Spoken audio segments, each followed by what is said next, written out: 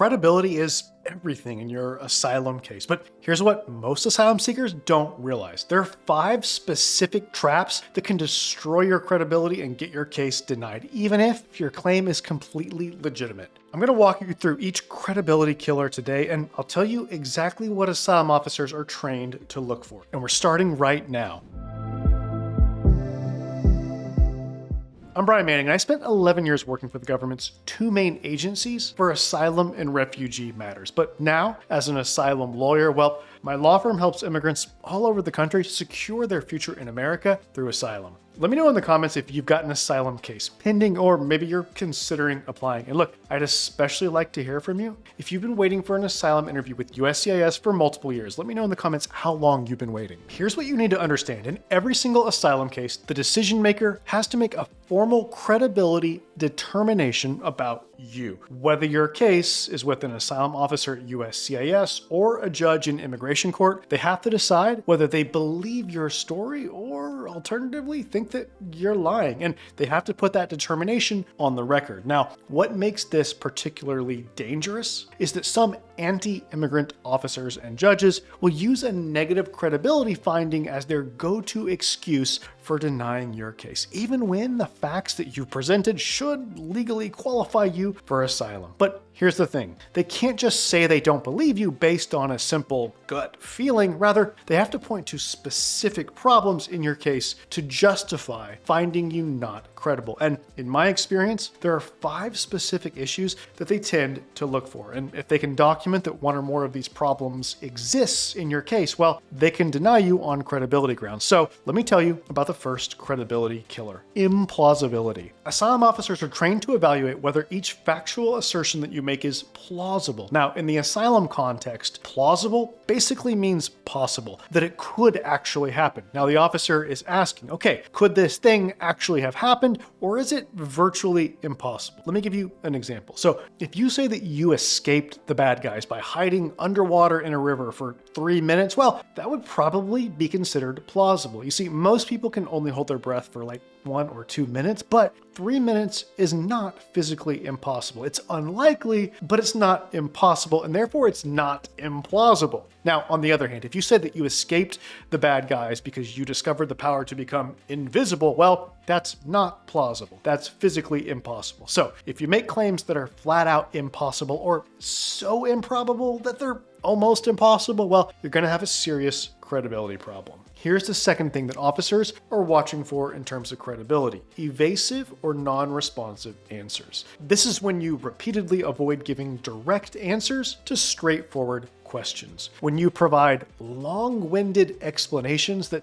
don't address what the officer actually asked you. When you deflect to different topics. This kind of behavior signals to the officer that you may be hiding something. The officer asks you, for example, okay, how many times did this person threaten you? That's a simple, direct question, right? So if you respond with, well, officer, you have to understand the political situation in my country, and the security forces are so corrupt, and well, my cousin, he had similar problems, stuff like that, right? Without answering how many times you were threatened, well, it comes across as evasive. The officer wanted a number. You gave a speech about political conditions and all this other stuff instead. And when you do this repeatedly, officers suspect that you're avoiding the truth. By the way, if you want to maximize your chances for asylum success, then please be sure to hit the subscribe button and the bell notification so that you don't miss the insights that I share on this channel. Okay, the third credibility killer is convenient memory selectivity. Here's what this looks like. So you remember minor, favorable details with perfect clarity, but suddenly have no memory, maybe of major events or at least circumstances that might hurt your case. For example, you can remember the exact color of shirt that your persecutor was wearing, the precise time of day of the incident, what type of gun he was holding, all of this. But when the officer asks about a criminal arrest in your background check, well, you suddenly can't remember anything. Or let's say you recall with perfect precision the exact words that someone said 5 years ago in threatening you, but then you can't remember really any details around that application you filed for asylum in a third country in transit to the United States. Well, this kind of seemingly selective memory creates immediate suspicion. The officer may think that you're cherry picking what to recall based on what helps your case. Real memory doesn't really work that way, right? Traumatic memories are often fragmentary and imperfect across the board, not just conveniently imperfect for unfavorable facts. Okay, now let's talk about the fourth credibility problem, lack of detail. Officers expect you to testify with reasonable specificity. You're expected to recall and report details about the incidents that form the basis of your claim. So for example, if the officer asks you how many people attacked you, what they were wearing, and what they said, and your answer to each of these is, I don't remember, well, you've got a problem. Now, to be clear, you're not expected to remember every tiny detail, right?